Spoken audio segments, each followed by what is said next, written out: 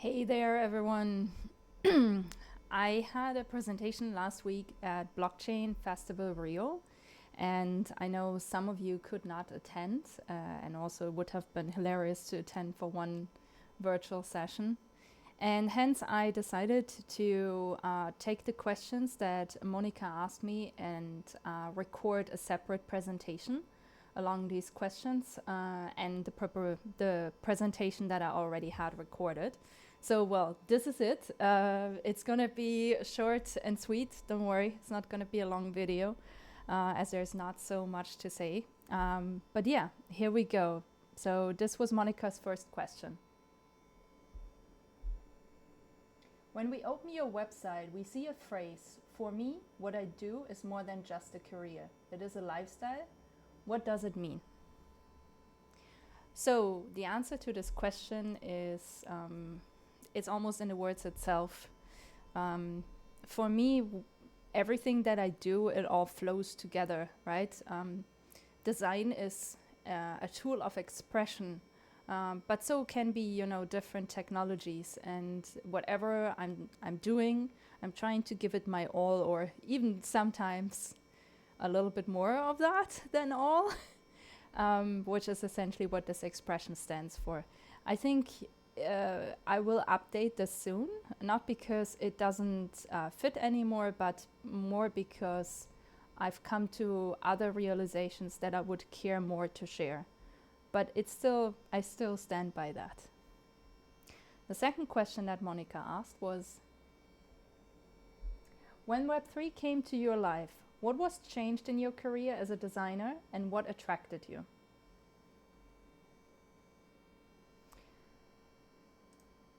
When I first discovered Web3, there were two instances. One instance was getting familiar with the idea of digital currencies based on blockchain technology, which are cryptocurrencies.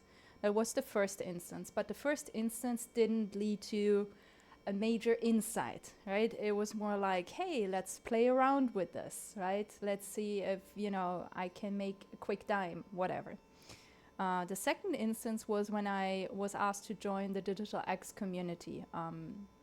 Digital X had an additional branch of its project, which was the global designer, which hosted different global designers. And I felt very much welcome and at home, something that I've never felt in physical fashion to that degree. And throughout this journey, I essentially came up with this this term of a metaverse designer. Metaverse designer is not what people often think I mean with it. So it's not about designing metaverse spaces, right? It is more about the omnipresence of different technologies or different tools at the same time to fulfill a certain goal. And the visualization of that is the metaverse, in my opinion, because it brings all of these different aspects together, right? And yeah, so in my opinion, a metaverse designer is a 3D generalist, maybe even a founder or very involved in, other Web3 enabled projects. And in my case, it is also a thorough understanding of the technology layer itself, which is, Token Engineering Academy. Some of you guys know that I've been participating in that and doing my exams. And yeah, token engineering enables you to really go to the bottom of what does it mean to build reward systems? What does it even mean to have or launch a DAO, right? You need to understand the technology as much as you need to understand the philosophical concepts behind them. You need to have a thorough understanding of organizational structures. But at the same time, organizational structures are something that needs to be designed because it's being created for someone else, not necessarily for you yourself. So all of these different elements out of creativity, entrepreneurship, and technology essentially are what I call a metaverse designer, right? So you can tell from ultimately fashion design to metaverse designer, a lot of things changed for me, not just one thing or two things. It's the way of how I think of society, the world that surrounds me, literally everything. Like the whole systematic, the whole foundation of the system has changed for me. And I think, everyone who takes the time to delve into these concepts will start probably going through a very similar journey. I'm not saying everyone has to go as deep as I do. I have this tendency of, a good friend of mine once said, yeah, you're that person that goes like 1 meter ahead and 1,000 meters deep. And I'm like, oh hell, that's a really bad way of describing it. But I guess he's not wrong about that. If I want to understand something, I would like to understand everything, right? It's not just that I'm interested in a tiny bit or a tiny piece of it. But at the same time, while I enjoy it, I know a lot of people don't, and that's fine. Don't feel guilty about this, okay? Okay, the third question that Mônica asked me was this. What does the Alana project mean? So here we come into, so maybe one thing before we really go into the whole Alana project. No, let's do this again. Okay, so anyhow, this is what metaverse designer means to me. At the same time, Web3 has the potential to bring all of these things together, right? Web 1 was just read. No way of bringing all of these things together, even if they would have been around, which is already not possible in the first place. Web 2, read and write, is what we're in now. So most of us are half step in Web 2, half step in Web 3, which I count myself actually among these people. People always think that I'm like, kind of symbolizing Web 3 in a way, or Alana is, but neither of us are entirely Web 3. We're thriving to be there entirely, right? But all of these things are a process. They are a process. Why? They're a process because people need time to adapt, right? Systems need time to become more secure and more developed. Like, we can play around with them, but it's not like we can 100% like be safe with them right now, because there's still a lot of things are missing. But while they are missing, it is worth getting in it now, so you won't be one of these kids in like 2004 who were frightened when they had to open up an Excel sheet, right? So same thing as with every iteration of the internet, you need to adapt. It's not a question on if, it's a question when, right? Like, you have to do it eventually. So it's better to get ahead of time, adjust your mind to dealing with these tools, like become comfortable with even like logging in with your MetaMask wallet and getting into the routine of having, a wallet hygiene in place where you make sure you don't get hacked. All of these things, Anyhow, in Web3 for me, 3 very important things for me are coming together, which is creativity, politics, and computer science. So everything that, I was told, like, when I did a career test in high school, my teacher was like, yo, your career test is very inconclusive. You have 30-something% design and arts, 30-something%, maybe politics, and then you have 30-something% in computer science. And he rest his soul, he died sadly. And I wish I could show him now that, this solution just had to come around. I had to wait it out, right? So for me, all the things that do matter to me, they're coming together in Web3. And obviously, they also come together in Alana. So the third question that Mônica asked me was, what does the Alana project mean? Well, as some of you know, Alana is a community-generated virtual persona, and it started out as a personal project. That personal project was meant to empower other fashion creators in the digital space and give them a virtual platform to show off their clothing. this is how it started. But as I saw how much traction Alana got, I realized I could use this to teach people more about Web3, because it's so hard. You have a full day, you have done like 10 other things, right? And then someone tells you, hey, you want to chill with Netflix? Okay, or you want to learn a little bit about Web3, probably you're going to go for the Netflix option. And I understand. I would do the exact same thing, right? If this wouldn't be my project, I would do exact the same thing.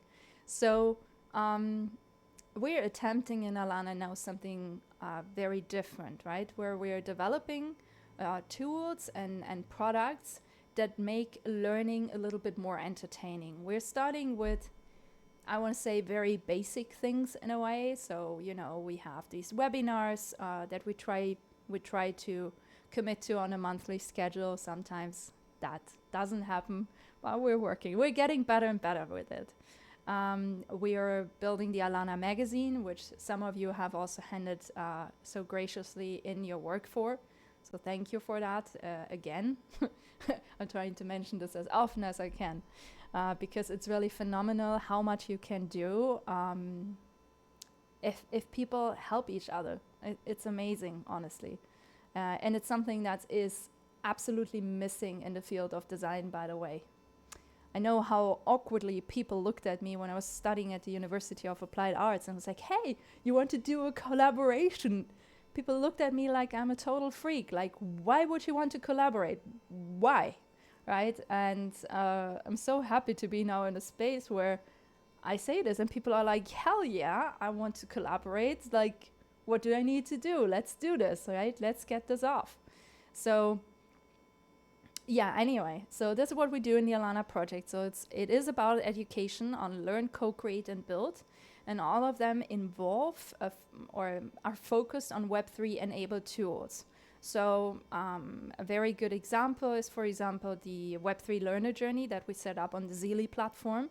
So you can log in with your email address. Still, if you want to have the badge that you can get as a little reward, which I'm going to show you guys over here. Let's just skip a few pages.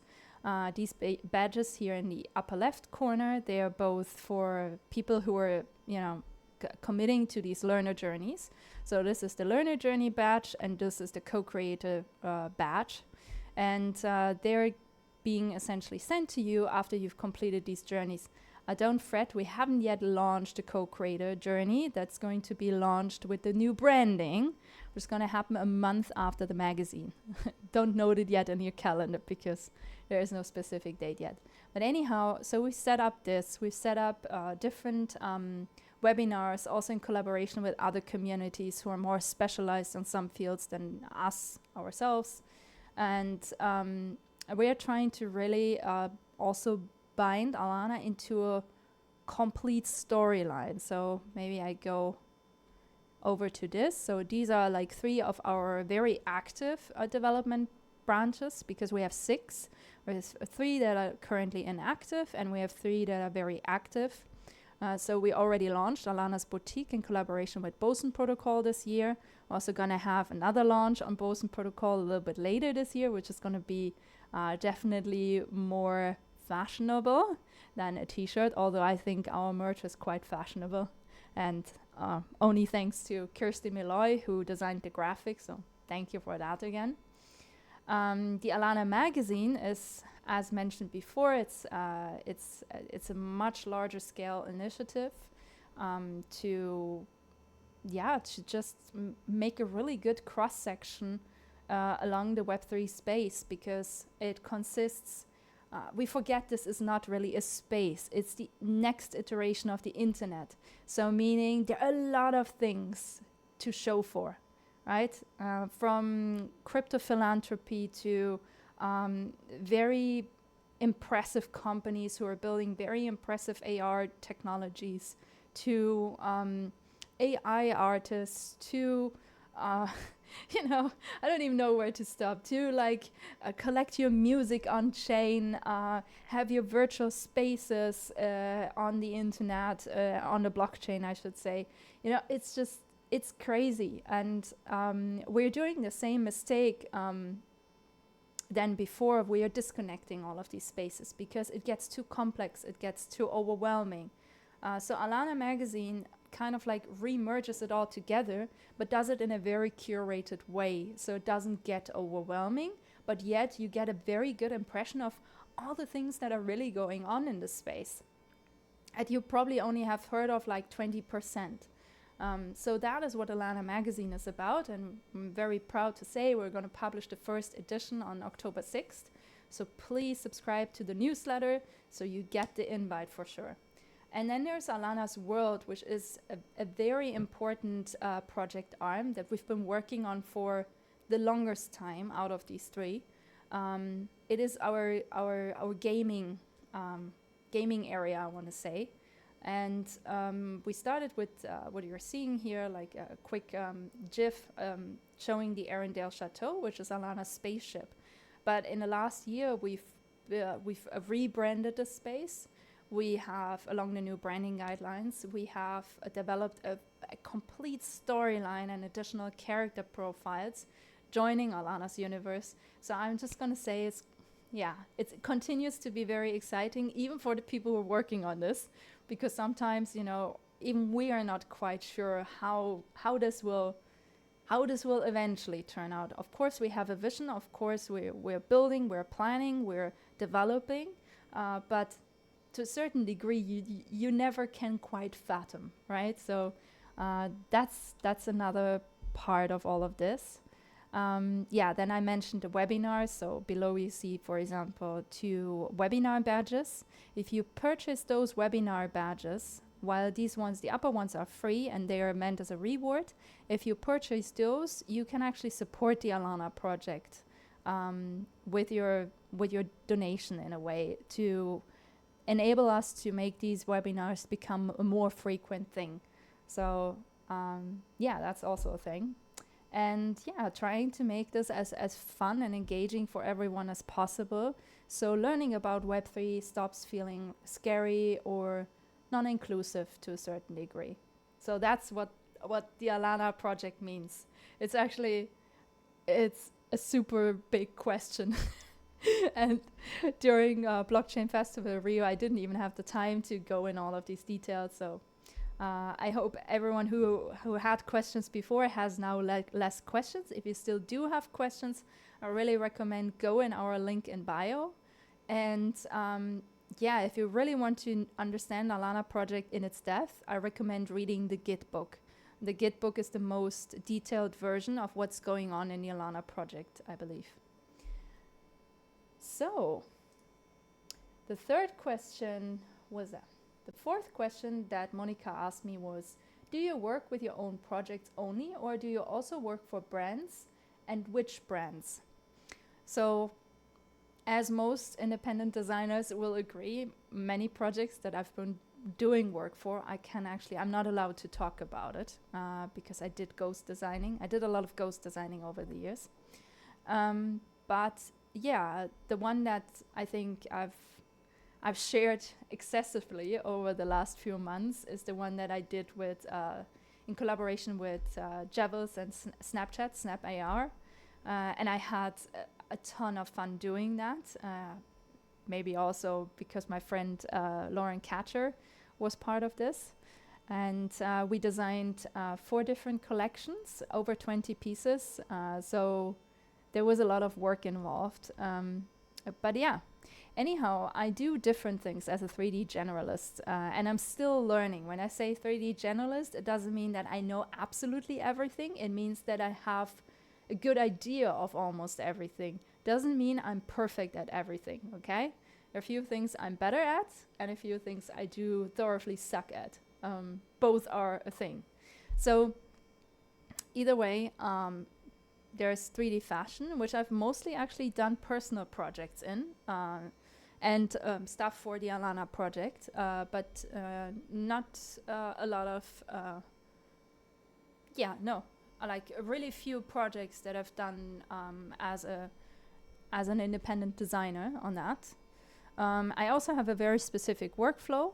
I was not sure who would be listening to this talk, so I shared a little bit of my workflow, which is creating a mood board, write a draft of the story you'd like to tell. I'm a huge sucker for storytelling, so even this personal project, La Reina de la Casa, which some of you might recognize, it's very story driven. It's essentially a very personal story about me and my first years also here in Peru, because I'm an expat.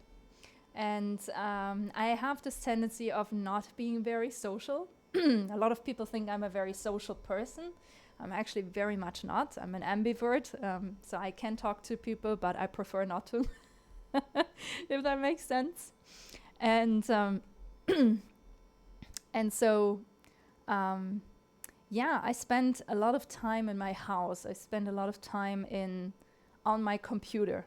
And so one day a friend told me, she said, well, you're just like the queen of the house. And because Peru speaks Spanish, she said, well, you're la reina de la casa, ¿no es cierto? And I said, what do you mean by that? And she's like, yeah, if no one forces you, you're never leaving your house. There is just no motivation for you, and we don't quite understand why. So it kind of goes back to that, and it goes to La Reina de la Casa consists of like 12 models, and all of them have a specific name, and this name comes with a specific character profile. And I'm either partially all of these people, right? And I think many females, they feel the same kind of notion, where they sometimes feel like they're fulfilling a lot of different roles in their daily life, and it kind of is a play on that. Anyhow, this is a personal project. I included the QR code in case you guys want to try this on.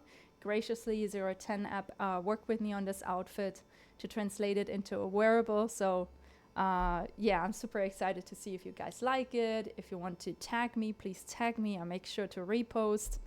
And maybe let's look at the next thing. The next thing is the AR jewelry project with the next project is the AR jewelry stuff that I've done for Snap AR.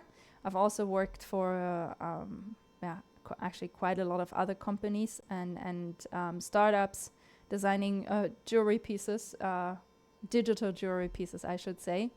So I'm not specialized in cut and production ready jewelry. In case anyone's interested, I'm not also not interested because that feels like a whole other kind of specialty.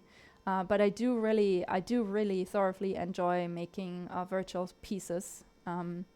They are just a pleasure to look at. They don't waste any resources, and you can change them whenever you want. So that just makes it so much more attractive to me personally.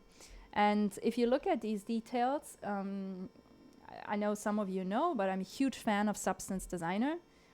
So these textures, I made them from scratch in Substance Designer, these like flaky little things on the transparent wings.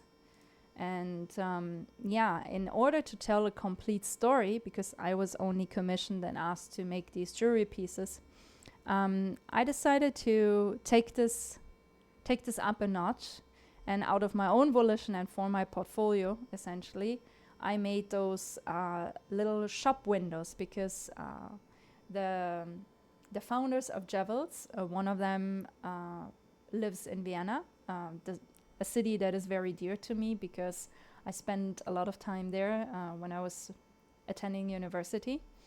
And something that I've always loved are the shop windows in the first district of Vienna. They are so nice and calming, and I don't know, I just love the aesthetic. So I figured, hey, instead of having a physical store, why don't I make a digital one or a virtual one? And this is essentially my attempt of doing this. It's like a merchandise windows, and I did this for every collection. So here you see a little bit of the original mood board. This is like the final frontal render. This is one of the little animations that I did. Here was some joking because by accident. I don't know how I ended up inloading from Quixel some trash bags, but you know, they were in there. I was like, oh yeah, that seems like very, you know, authentic, because most big cities eventually have to deal with their trash, even if it's in the first district, fancy district of Vienna, right? But yeah, anyway, you know, it's only a half joke, obviously. Anyhow, if you scan this QR code, you will get to most of these AR wearables that you can try on with Snapchat. Again, if you want to try them, be my guest. Would be awesome to see you guys wearing them and tagging me. And yeah, let's move on to the next question. So the fifth question that Mônica asked me was, you have an amazing profile on Instagram, and there we see that you develop digital fashion, digital jewelry, avatar, and the definition is amazing, close to reality. How did you develop such a skill? Did you study by yourself or somewhere? So the answer is half and half, right? So I have already, even though it was fashion design at the University of Applied Arts, I have a very good foundation in design. Meaning a lot of these concepts that you learn, you can transform and adapt to a different space, and that helps a lot, right? The same goes with technical knowledge about how to make patterns, for example. I see this very often. People get very excited. They want to do digital garments, and then they end up with something that's just overall not very fitting, right? So it's good to have very foundational knowledge about those things. Does it need to be a university? I don't think so, right? There are many fantastic online courses, and I've also taken many of them, paid and non-paid, because there is, you know, YouTube University. But then if you want to get into more of a specialty knowledge, like for example, substance designer, sometimes you do have to pay for a course to get to that knowledge that's just very specific, and even within the space still very unique. So this is, for example, also it's a free project or open project that that Kirsty Malloy and I created together. She made the pattern, I made the translation into the digital space, and it is also going to be featured in the Alana magazine as a little tutorial. But at the same time, if you go to either of our link in bios in our profiles, you will find this as a gift, as a free template that you can mint on chain. So if you have any interest in getting like further into substance designer, for example, welcome you to download that template and learn along the template as well, because this is a very easy setup that can be replicated with other graphics and in a very fast manner. So I really recommend this. And yeah, and you know, also thank you to Mônica for, you know, saying I have an amazing profile. Sometimes people think I have a lot of followers, but they forget I'm a little bit older.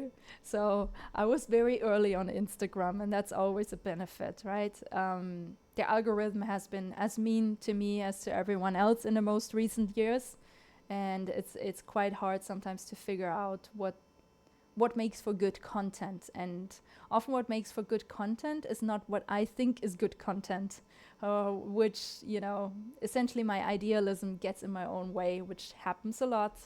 So if anyone wants to volunteer to, you know, get me a little bit away from my idealism, that would be great. Could use such a person in my life. Another thing that I spent some time with, especially now in regards to the Alana magazine, is yet again environment design. Although I also deem this to be environment design. It is a different form. Of course, it's an enclosed space, but it's still environment design.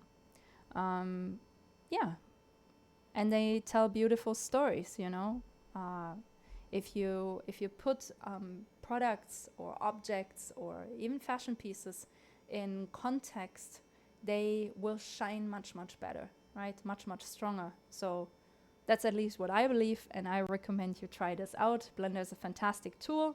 Also will be this year at the Blender conference. I'm super excited for that. I went for the first time last year, and it's a beautiful event. It's so well curated. Many people from all over the world who just come there to meet fellow Blender learners. So if you have a chance to ever visit, I can highly recommend this event. Okay, the sixth question Mônica asked me is to present a little bit of my work, which I've already done, so I will not go further into this. Rather, I move to question 7, which was, do you have any advice for designers that want to move to Web3 and work with 3D tools and AI, from where they should start? So I think that's a very hard question because it's a very individual answer. If you are intrigued by 3D fashion or fashion in general, then obviously there lies the answer, right? If you are very fascinated, like someone who reached out most recently to me via Instagram about AR jewelry, then this is the place to start.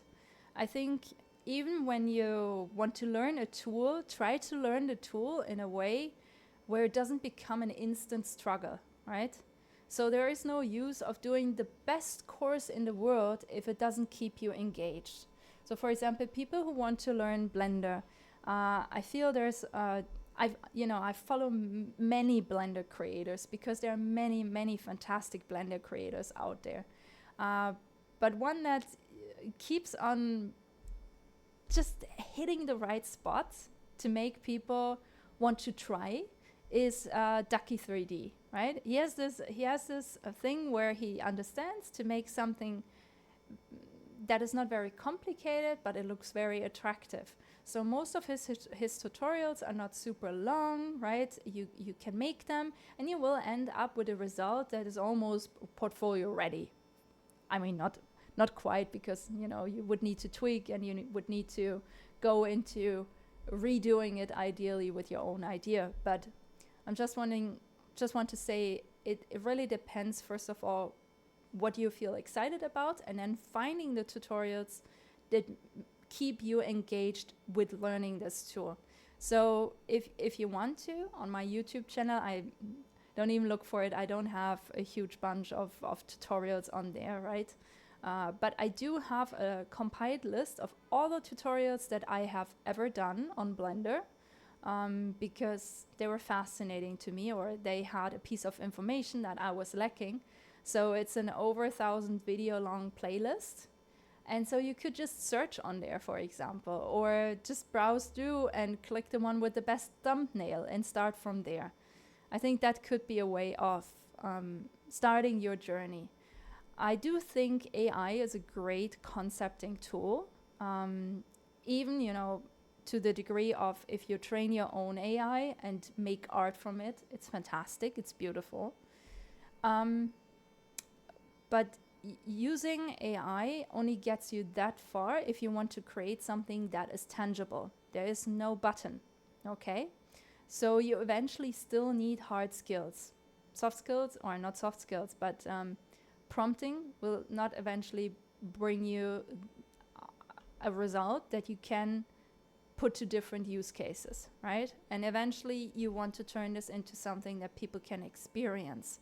If it cannot be experienced other than, being a flat thing on a wall, on a digital wall, I should say, then I feel it's not been seeing all its potential.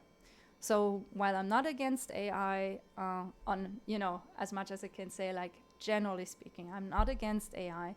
I'm sometimes against the way of how it's being used and how it's being promoted, right? Those are the two things that sometimes bother me. I myself use AI a lot for, promotional purposes most of the time. And I thoroughly enjoy it. But I do have to say it doesn't even come close to the excitement that I feel in comparison to building something. Building something in 3D, and once you manage it and once it starts looking good and you render it and it starts looking even better and you put it into Premiere Pro, or if it's a still in Photoshop, and you start editing it out there, like, there is no better feeling. If you ask me, there is no better feeling.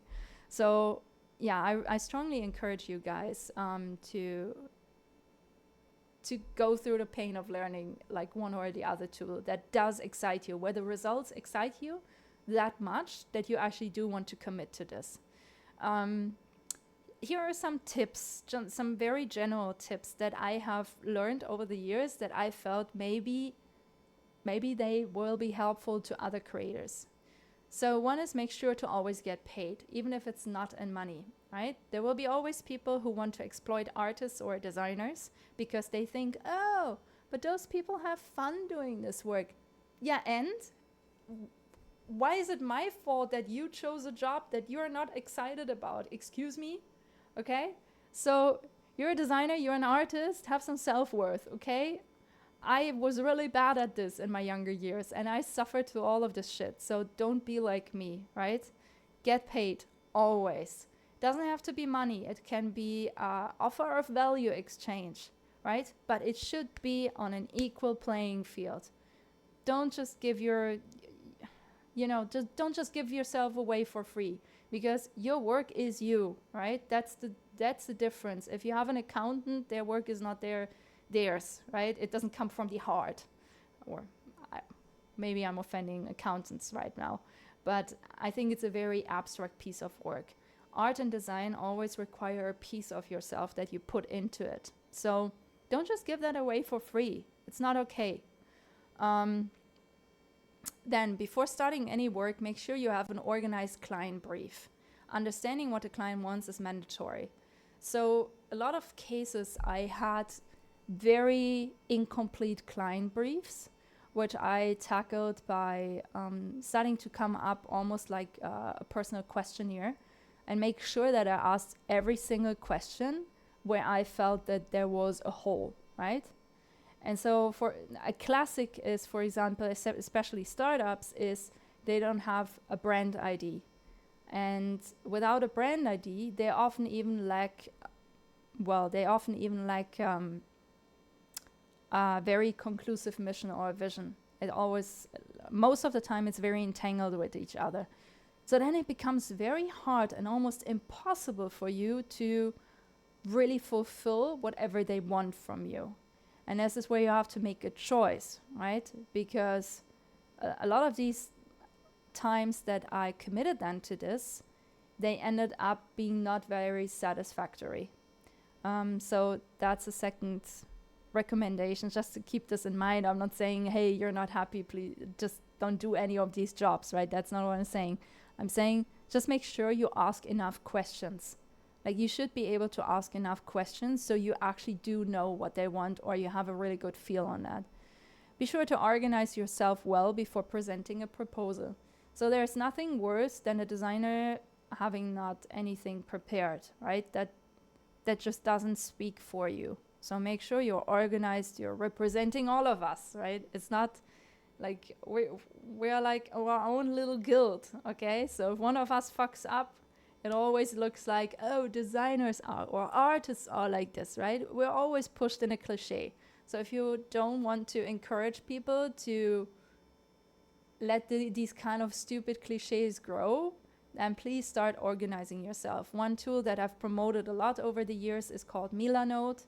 This is how I organize the entirety of the Alana project, and also my own work. Works very well. You can do it on Miro, you can do it wherever you want, okay? But be organized.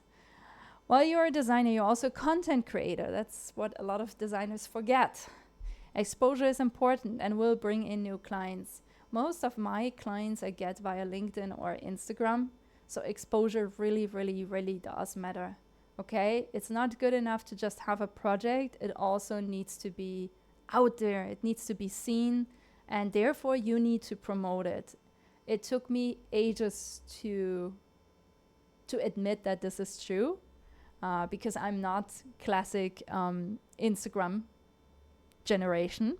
And but yeah, I have to say there is no other way, right? If you want to be on this path, you need to be able to commit to that. Sorry.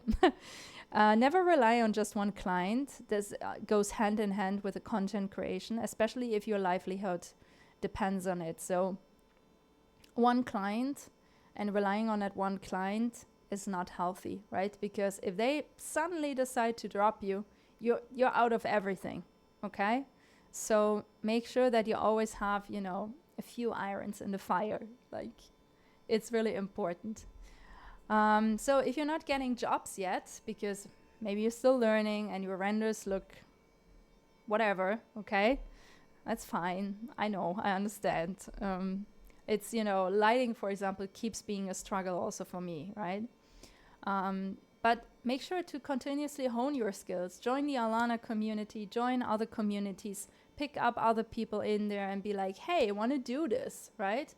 Let's do this together. And just start finding each other. This is what we build these communities for. Find each other, do projects together, give each other exposure on the internet, on social media, do collaborative postings, right? That is what these tools are built for. So do it. Go out there, you know, talk to people. And, you know, out of these projects, a lot of times when I post personal projects, people are like, oh, this looks so cool. We were wondering, could you do this and that for us? And I'm like, oh, worked yet again, okay? So try that. Then the last thing that actually we want to hold an entire webinar on very soon in Alana is never give up on your IP rights, right? They are yours. So the right to a creation, never give it up entirely and sign off your IP rights. What you can do is you can, you know, negotiate licensing deals, right?